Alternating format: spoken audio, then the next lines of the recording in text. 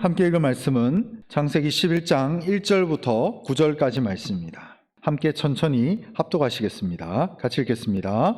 온 땅의 언어가 하나요 말이 하나였더라. 이에 그들이 동방으로 옮기다가 시날 평지를 만나 거기 거류하며 서로 말하되 자 벽돌을 만들어 견고히 굽자 하고 이에 벽돌로 돌을 대신하며 역청으로 진흙을 대신하고 또 말하되 자 성읍과 탑을 건설하여 그 탑 꼭대기를 하늘에 닿게 하여 우리 이름을 내고 온 지면에 흩어짐을 면하자 하였더니 여호와께서 사람들이 건설하는 그 성읍과 탑을 보려고 내려오셨더라.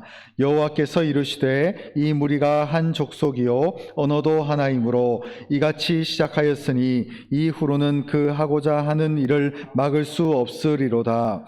자 우리가 내려가서 거기서 그들의 언어를 혼잡하게 하여 그들이 서로 알아듣지 못하게 하자 하시고 여호와께서 거기서 그들을 온 지면에 흩으셨으므로 그들이 그 도시를 건설하기를 그쳤더라. 그러므로 그 이름을 바벨이라 하니 이는 여호와께서 거기서 온 땅의 언어를 혼잡하게 하셨음이니라. 여호와께서 거기서 그들을 온 지면에 흩으셨더라. 아멘. 창세기 강의 34번째 시간 그 이름을 바벨이라 하니 라는 제목으로 여러분들에게 하나님 말씀 전하도록 하겠습니다. 우리가 알다시피 성경에서 이제 노아 홍수 사건이 굉장히 큰 사건이었죠. 그래서 노아 홍수 사건이 일어나고 나서 세상은 이제 급속도로 발전하게 됩니다. 그래서 앞에 있었던 이전의 시간들보다도 이후에 이제 노아 홍수 사건 이후로 인류의 생이 짧아지다 보니까 그 전까지는 이제 인류의 사람들이 삶을 살아갈 때에 800살, 900살 이렇게 살았잖아요. 그 대표적인 예가 무드셀라가 969세를 살았습니다. 그죠? 심지어는 노아도 900살 넘게 살았죠. 그러다 보니까 이 노아 홍수 사건이 딱 일어나면서 하늘을 이제 감싸고 있는, 엄밀히 얘기하면 지구를 감싸고 있는 물층이 땅 아래로 다 내려와 버렸고, 이제는 사람들이 그 전까지는, 노아 홍수 사건 이전까지는 사람들이 직사광선을 받질 않았어요. 그러니까 여름에 뜨거운 햇살을 사람들이 받는 것이 아니라, 그 전까지 왜 인류가 300살, 예를 들어서 800살, 900살을 살 수 있었냐면, 그 이유가 지구를 싸고 있는 물층이 두툼하게 있었습니다. 그래서 아무리 태양빛이 강력해도 지구에 비치면은 하늘에 물층이 있었기 때문에 그 물이 이 하늘로부터 오는 그 대기권 밖에서 오는 태양빛을 흩어줬어요. 그래서 온 지구가 충만하게 따뜻하고 온 지구가 적정 온도를 유지했습니다. 그러니까 굉장히 좋은 날씨였죠. 우리로 따지면 집에 이제 겨울철쯤 되면은 온도가 굉장히 춥잖아요. 영하로 내려가는데, 그래서 온도가 낮고 높음에 따라서 많은 사람들이 기본적으로 죽게 되고 위기를 경험하게 되는데, 하나님이 태초에 만드신 이 세상, 이 지구의 상태가 어떤 거였냐면, 온 지구가 예를 들어서 한 36.5도 정도 인간의 온도와 비슷한 온도를 항시 365일 유지를 했습니다. 그래서 급격하게 추운 겨울도 없고 급격하게 더운 여름도 없고 항상 적정한 온도로 유지되다 보니까 사람들이 굳이 육식을 할 필요가 없었어요. 그래서 항상 이 에덴 동산에도 보면은 아담과 하와가 채식을 했습니다. 늘 동산에 있는 모든 과실은 먹을 수 있는데 왜 그 동산 한가운데 있는 선악과는 먹지 못하는가? 즉 과일을 먹는 삶이 습성이 되다 보니까 그 동산 한가운데 있는 선악과가 먹음직도 하고 왜 저것만 못 먹게 하실까? 이런 호기심이 생긴 거지, 그때 당시만 하더라도 동물을 잡아먹는다거나 육식을 했다는 기록이 없습니다. 그런데 노아 홍수 사건이 딱 생기고 나서 그 다음 이제 인류가 시작되면서 하나님이 시작부터 말씀을 하세요. 이제는 너희가 저 동물들을 바라보느냐? 저 동물들이 너희의 식물이 될 것이다. 여기서 말하는 식물은 채소 식물이 아니라 음식물이 된다는 거야. 그래서 노아 홍수 사건이 이제 이루어지고 하늘에 창문이 열리듯이, 하늘에 지붕이 열리듯이 하늘을 보호하고 있었던 물층이 다 내려옵니다. 그래서 그 흔적이 남아있는 게 바로 구름 같은 거죠.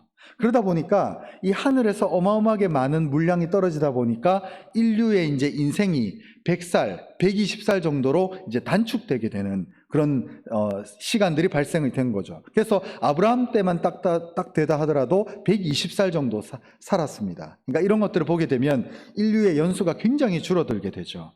자, 그러면서 이제 인류의 연수가 그 전까지만 하더라도 800살, 900살을 살다가 인생이 도는 이 소위 말하는 사이클, 한 살부터 태어나서 한 100살쯤 죽다 보니까 인생의 연수가 짧아진 거예요. 그러니까 사람들이 조급해진 거죠. 그 전까지만 하더라도 사실은 인류 역사에 보면 자신의 조상 2대, 3대, 4대, 5대까지 볼 수도 있었는데 이제는 바로 2, 3대를 바라보고 이제는 죽게 되는 이런 패턴이 되다 보니까 인류가 급속도로 발전을 해야 된다라고 하는 그런 어떤 인간의 조급증이 생겨나기 시작했습니다. 그래서 이 노아 홍수 사건이 있고 난 그 다음부터 이 인류의 사람들이 어떤 고민을 하기 시작했느냐, 제2의 홍수를 막자, 이런 고민들을 사람들이 하기 시작한 거예요. 우리가 또 죄를 저지르고 우리가 또 위기를 경험하게 되면 하나님이 우리 모든 인류를 향해서 제2의 홍수를 하지 않겠느냐, 그러면은 우리는 그 위기를 대비하자라는 마음을 가지고 이 노아 홍수 사건 이후의 사람들은 이제 통일된 하나의 왕국을 건설하자는 마음이 삼삼오오 모여들기 시작했습니다. 그래가지고 제가 지난 시간에 살펴봤던 이 니므롯이라고 하는 사람이 바벨탑을 짓는 핵심적인 인물이었는데, 이 바벨탑과 이 시날 평지에 있는 바벨탑을 중심으로 이 바벨 땅에 거대한 탑과 성읍을 짓기 시작합니다. 견고한 성읍, 아무리 하늘에서 물이 떨어져도 이 벽을 넘을 수 없다라고 하는 어떤 확신을 가지고 이 사람들이 거대한 탑과 성읍을 만들기 시작합니다. 그래서 이 바벨탑의 건축은 결국은 하나님의 뜻을 구하지 않은 인간을 위한 오직 인간만의 탑이었고 성전이었습니다. 그러다 보니까 이 바벨탑이야말로 결정적으로 교만과 허영심의 탑이었고 인간의 그릇된 욕망의 탑이었습니다. 그래서 그 사건들로 인해서 하나님은 인간들의 언어를 흩어버리시고 혼잡하게 하시며 바벨탑의 건축을 멈추게 하셨죠. 이 사건을 다루고 있는 것이 바로 오늘 창세기 11장 1절부터 9절까지 말씀이라는 것입니다.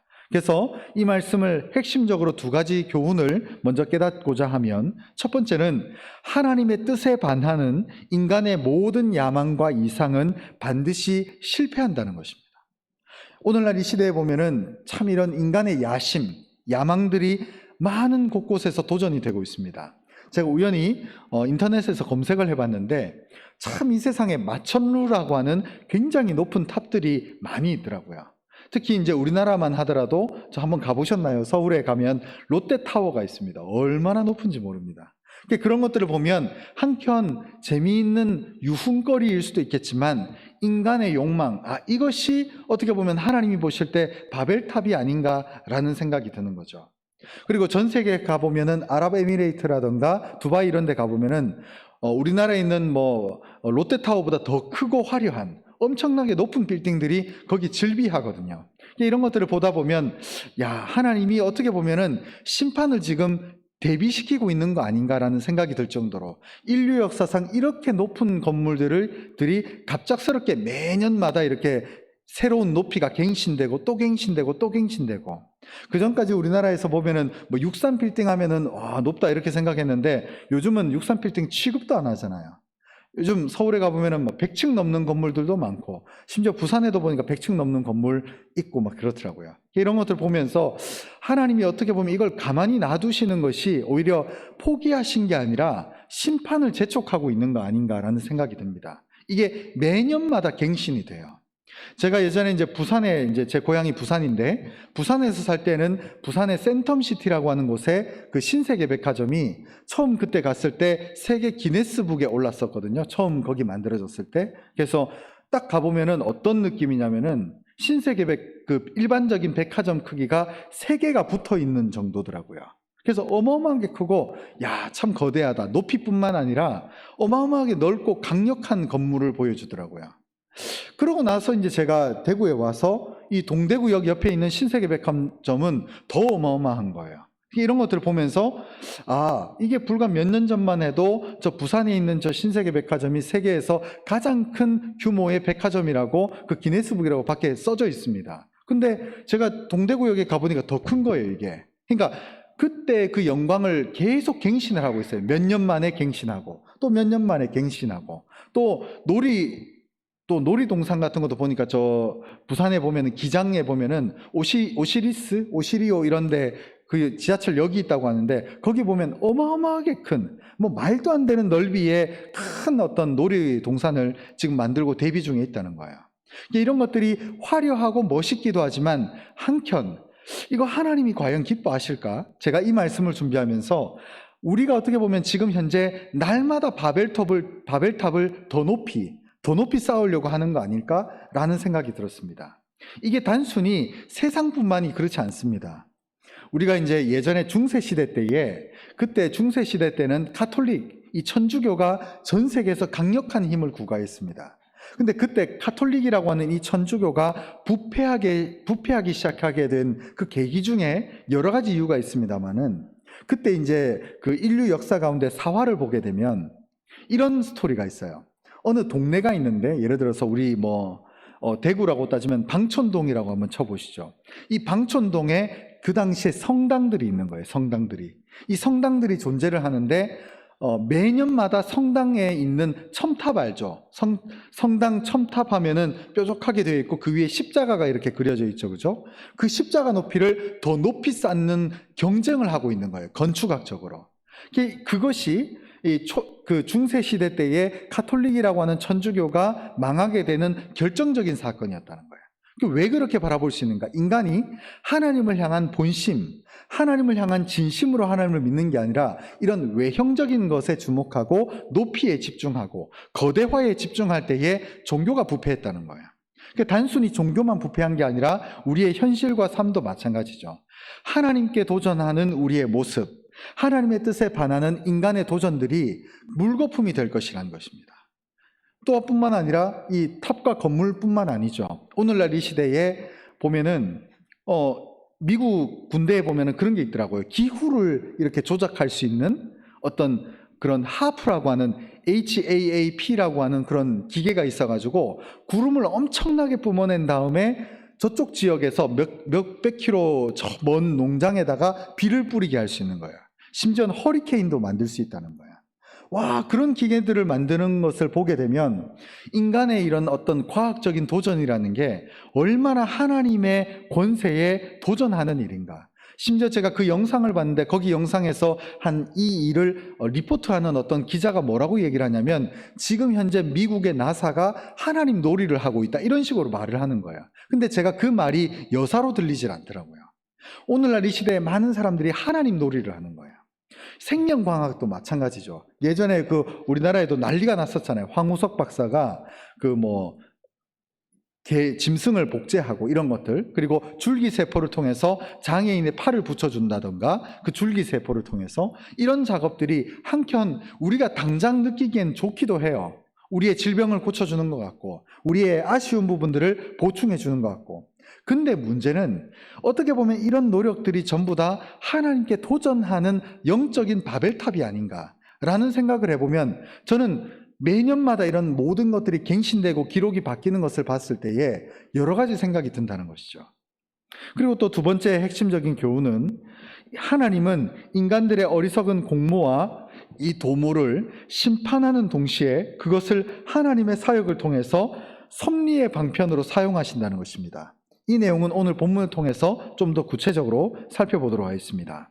우리 오늘 본문 1절과 2절을 다시 한번 같이 한 목소리로 읽겠습니다. 시작. 온 땅의 언어가 하나요 말이 하나였더라. 이에 그들이 동방으로 옮기다가 시날 평지를 만나 거기 거류하며. 아멘. 여기 보면 언어가 하나요 말이 하나였더라. 이 말은 사용됐던 언어가 하나밖에 없었다는 거예요. 그 당시는. 그래서 그 당시는 지구상에 존재하는 수많은 사람들이 전부 언어가 하나였다는 거예요. 그래서 2절에 보면 그 하나의 언어를 가지고 노아의 홍수 사건을 경험하다 보니까 사람들은 앞에서 제가 말씀드린 것처럼 강력한 왕국, 강력한 도시, 강력한 탑을 쌓고 싶은 거예요. 그래서 물이 차면 찰수록 올라가자. 이 탑을 향한 욕망이 있는 거죠. 이 무속 신앙들도 보다 보면 산에 올라가 보면 사람들이 자신의 소망을 기원하기 위해서 뭘 쌓아놓죠? 돌을 이렇게 쌓아놓습니다. 그리고 어떤 사람의 어떤 업적이나 어떤 위대한 어떤 결과를 기리기 위해서 사람의 동상을 쌓거나 아니면은 거기에다가 탑을 쌓습니다. 저는 이것도 어떻게 보면 하나님의 은혜를 상실하는 일이 아닌가. 우리가 돌이켜보면 모든 것은 하나님이 하시는 거지 우리가 하는 일이 생각보다 너무 없어요. 다 하나님께 영광을 돌려야 됩니다. 근데 우리가 이제 어떤 동네에 가거나 어떤 마을 공원에 가게 되면 어떤 조선시대 때 어떤 인물, 고려시대 때나 삼국시대 때 어떤 인물을 세워놓고 거기에다 탑을 세워놓습니다. 이런 것들을 보다 보면 이것 또한 어떻게 보면 바벨탑의 인간의 욕망에 대한 대가, 사람이 그 업적과 그 영광을 다 가져가잖아요. 이런 것들을 보다 보면은 참 이런 것도 어떻게 보면 영적인 의미에서 보면 다 바벨탑들인데 라는 생각이 든다는 거죠. 그래서 2절에 보면 이에 그들이 동방으로 옮기다가 시날 평지를 만나 거기 거류하며 이렇게 되어 있습니다. 자, 여기 보면 시날 평지라고 하는 곳이 굉장히 좋았었나 봐요. 그 전까지만 하더라도 인류 역사는 유목 생활을 했습니다. 텐트를 쌓고 텐트를 세운 다음에 핵심적인 기둥을 놓고 그 위에다가 천막을 덮은 다음에 거기서 유지하고 살다가 그러다가 또 옮기는 것이 인류의 삶의 방식이었어요. 근데 이제는 평지를 만납니다. 그동안은 산지였지만 평지를 만나다 보니까 이 평지에서 정착하면서 살면 좋겠다라고 하면서 거기 거류하며라는 말이 여기 등장을 합니다. 제 히터를 잠시 끄겠습니다. 기침을 하시는 것 같아서. 그래서 거기 거류한다는 것은 사실 엄밀히 따지면 하나님의 역사가 아닙니다. 하나님은 이 당시 인류 역사를 향해서 뭐라고 말씀하셨냐면 너희는 생육하고 번성하라, 땅에 충만하라 이렇게 하셨어요. 아직 정복할 땅이 많습니다. 근데 이 당시 노아 사건 이후로 인류의 사람들은 땅에 정착을 한 거예요. 이 시날 평지에. 그래서 이 바벨이라고 하는 땅이 있는 이 시날 평지에다가 우리가 옮겨 다니면서 씨를 뿌리고 온 세계에 정착하고 충만하자 이런 노력을 하는 것이 아니라 하나님의 역사하심과 반하는 이 평지가 마음에 들었었나 봐요. 그래서 여기 아예 정착을 하고 여기에다가 도시를 세우자 라고 하는 인간의 욕망이 여기서 등장하게 되는 것이죠. 그래서 바로 이 창세기 11장은 거대한 전 인류가 하나님의 뜻과 완벽하게 대조된 행동을 하고 있는 것을 우리가 볼 수 있게 된다는 것이죠.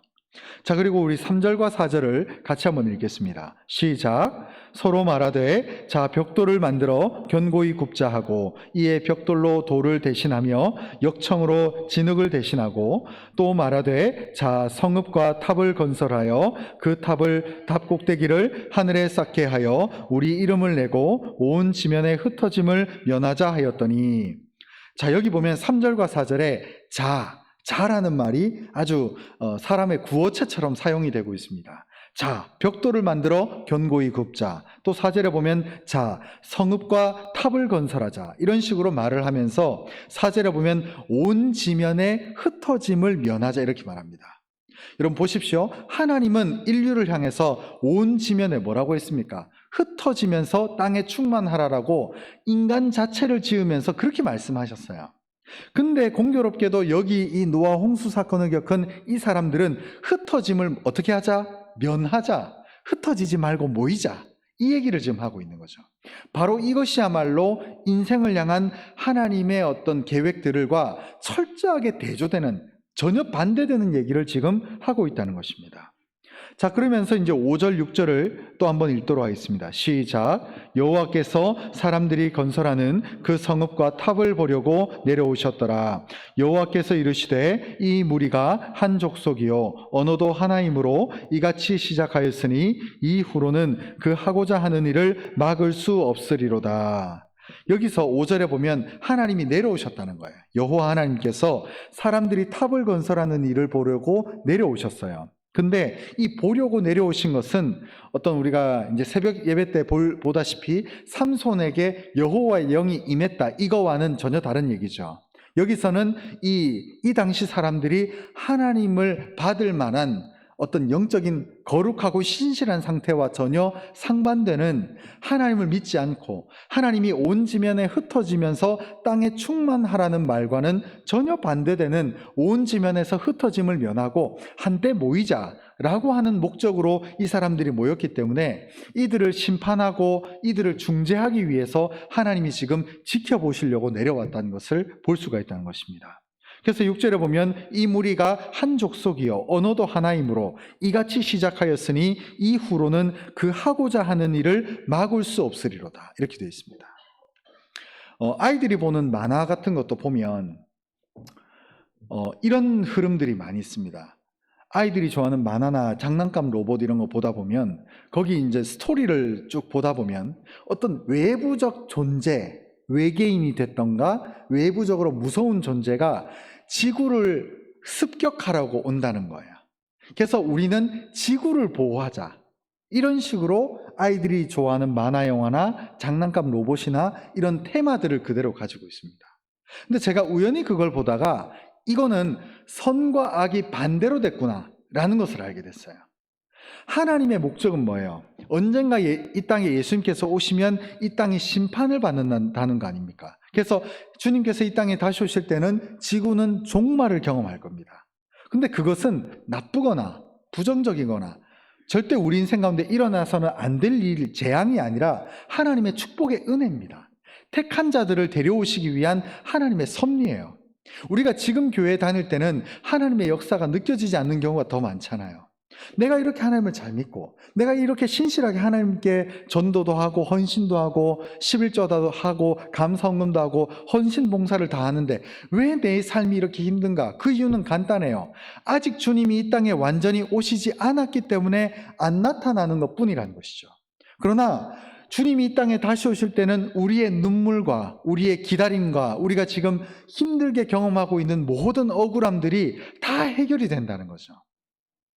자, 근데 우리의 현실은 이런 이유가 간단합니다. 주님이 이 땅에 오시면 우리 그동안 주님이 오실 날을 기다렸던 우리를 데려가 주시고 그 천국에서 천년 왕국의 시간들을 보내게 우리에게 허락해 주시나요? 천년이 아니라 영생 왕국, 그 영생한 왕국을 보내게 우리를 인도해 주신다는 거죠. 그러니까 우리는 그 날을 기다리는 겁니다. 그런데 이 땅을 보다 보면 이 땅에서 하나님의 뜻과 반대되는 사람들의 특징이 있어요. 이 사람들은 지구를 지상 낙원으로 만들려고 애를 쓰는 것이죠. 지구가 지상 낙원인 거예요. 그래서 지구가 파괴되고 지구가 무너지는 것을 그들은 막고자 하는 거예요.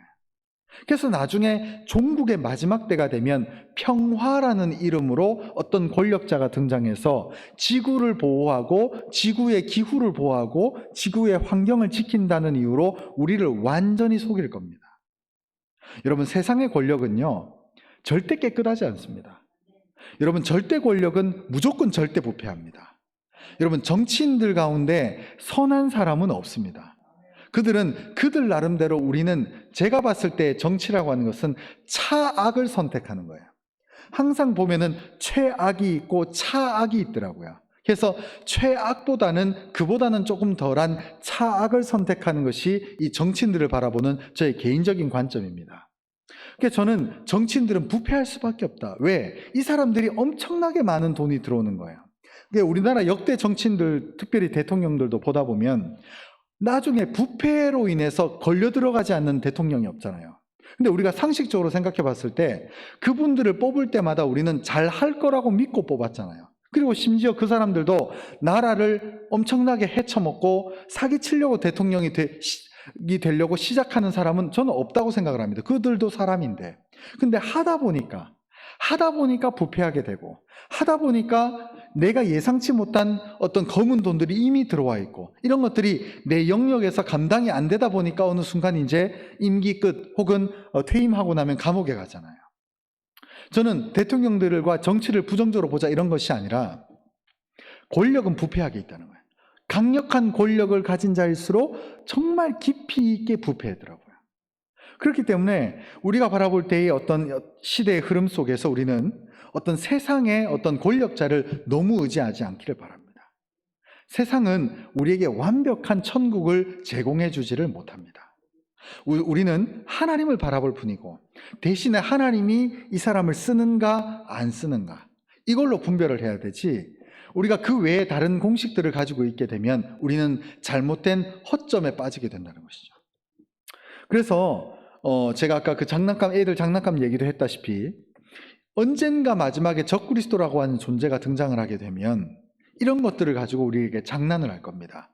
평화라는 이름으로 우리를 속이고 이 세상의 기후 보존이라는 이유만으로 우리의 책임을 거둘 겁니다. 네, 그렇게 할 거예요.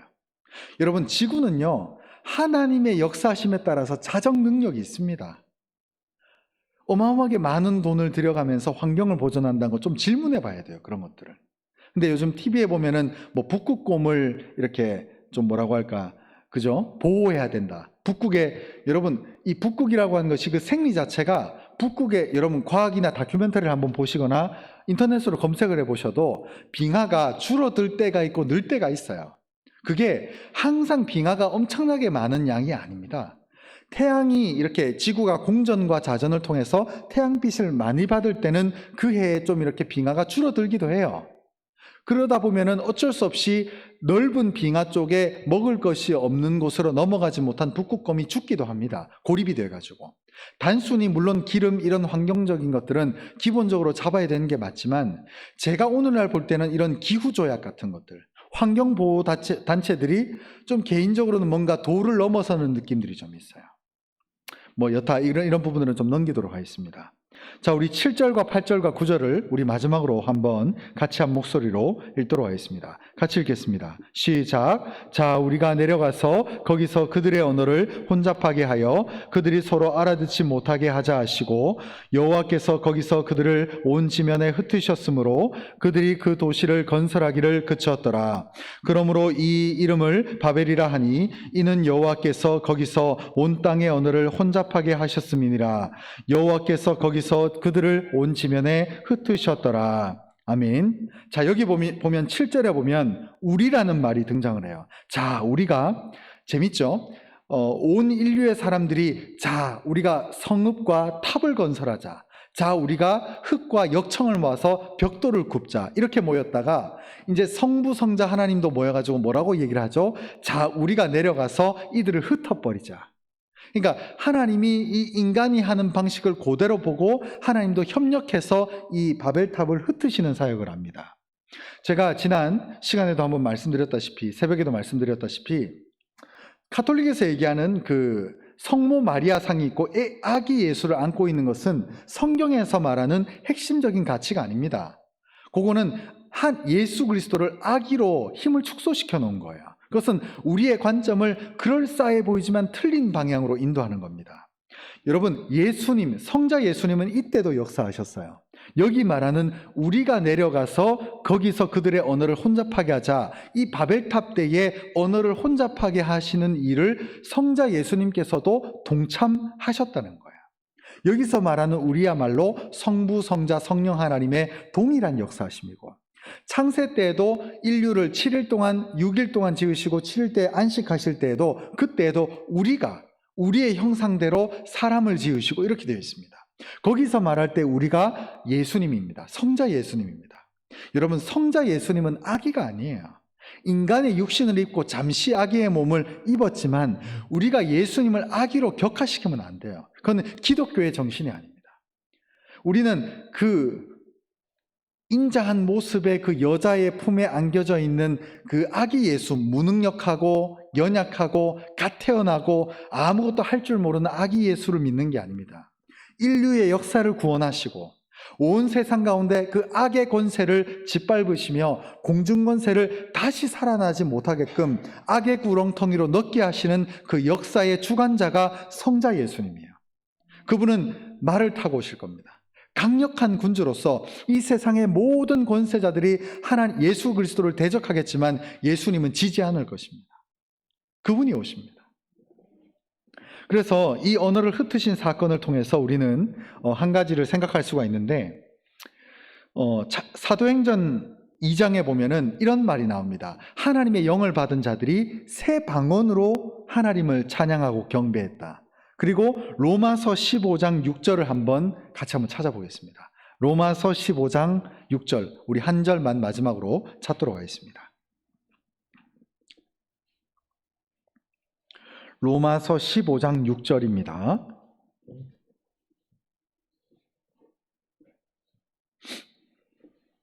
로마서 15장 6절.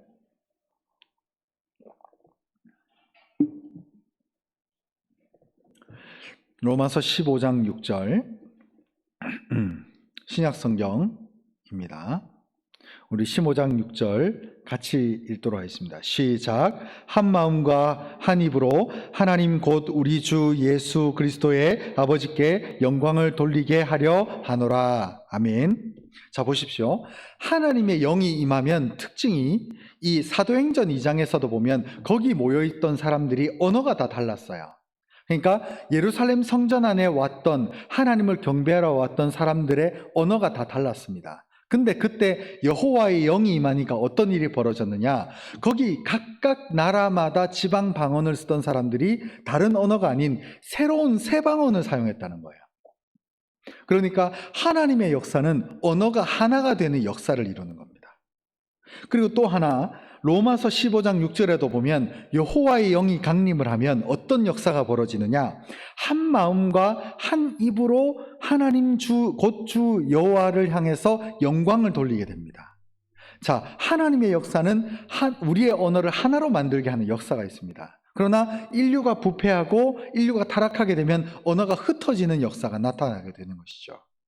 자, 그렇기 때문에 언어가 하나가 되는 것은 은혜의 역사이고, 언어가 많아지고 흩어지는 것은 죄악의 결과입니다. 그래서 인간은 탑을 통해서 하나님께 도전을 하는 죄악을 저질렀지만, 또 놀랍게도 하나님은 이 인간의 죄를 통해서 인류를 천하만방으로 흩으시는 하나님의 섭리로 연결을 해서 결국은 하나님의 뜻대로 모든 일들이 이루어진다는 것이죠.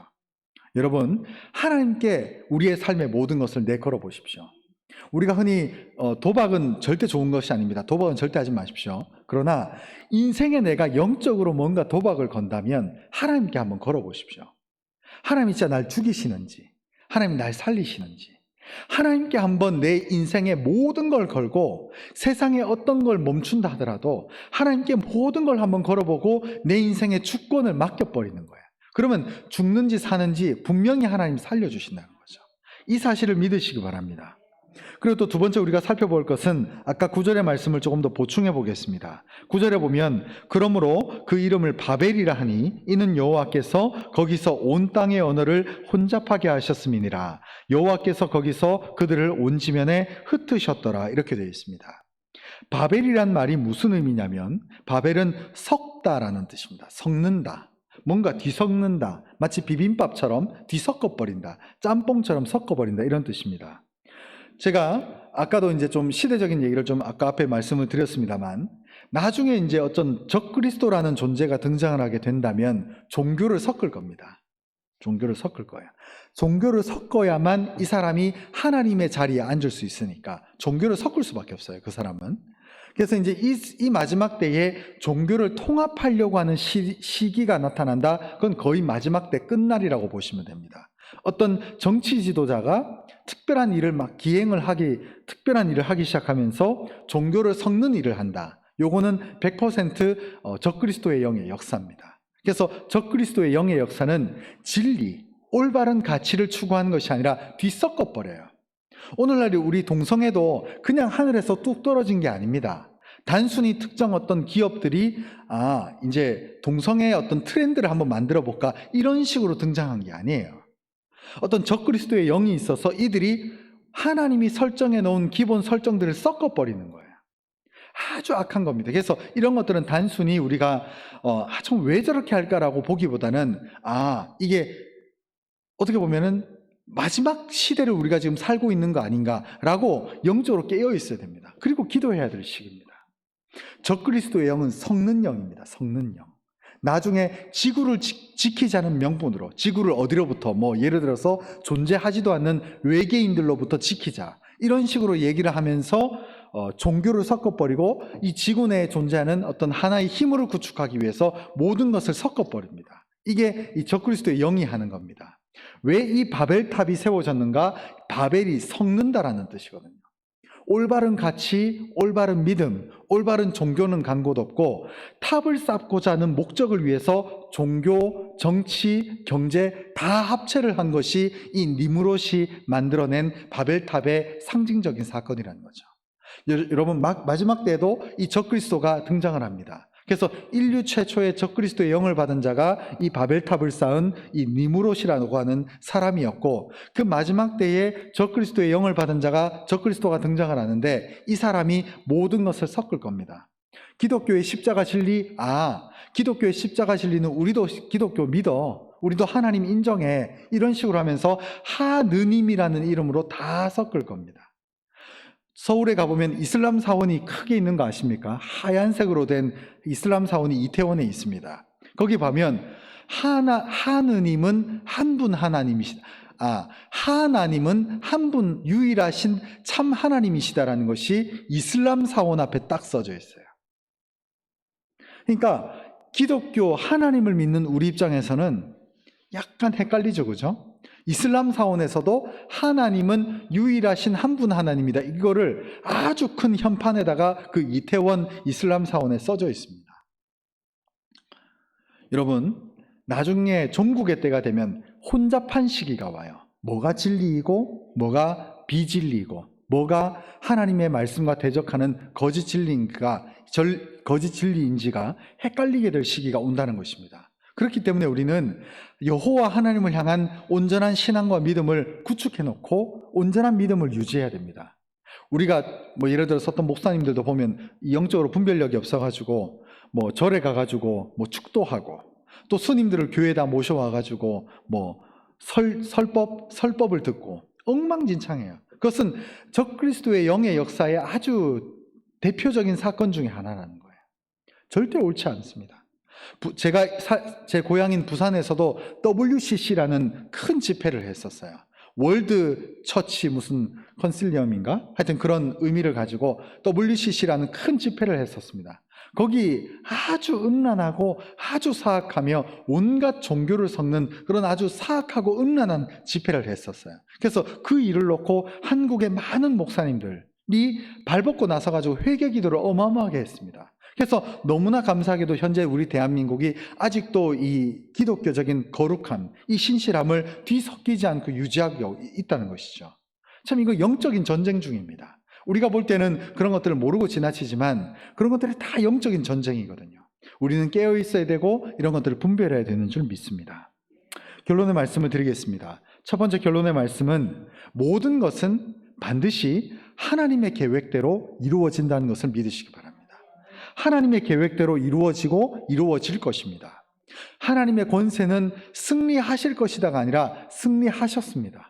그리고 다시 오실 때 완전한 승리를 예수 그리스도께서 거머쥘 것입니다. 예수님은 아기 예수가 아닙니다. 아기는 잠시였죠. 우리가 알고 있는 예수님은 말을 타고 오셔서 인류를 구원하실 완벽한 절대 영원한 군주자로 우리의 삶 가운데 오실 것입니다. 그러므로 우리는 이 시대 가운데 깨어있고 하나님의 뜻을 추구할 수 있도록 추구하시기 바랍니다. 그리고 또 두 번째 결론은 하나님께 도전하는 모든 시도는 물거품이 될 겁니다. 오늘날 이 시대에 전 세계에 즐비한 하나님께 도전하는 높이를 자랑하는 높은 탑들, 그리고 많은 생명공학에 있어서 하나님이 우리에게 주신 기본에 설정대로 하지 않는 모든 거역하는 일들, 성을 바꾸는 일들, 하나님이 설정해 놓은 모든 계획들과 엇나가는 모든 것들을 하나님이 짓밟으실 것입니다. 하나님이 승리하실 것입니다. 여러분, 하나님을 기다리시고 하나님을 소망하시고 하나님의 오심을 언제나 소망하며 우리의 모든 눈물을 닦아주시고 우리의 모든 고독함, 쓸쓸함, 외로움, 초라함들을 모두 갚아주실 그 영원의 때를 소망하며 기다릴 수 있는 우리 모두가 될 수 있었으면 좋겠습니다.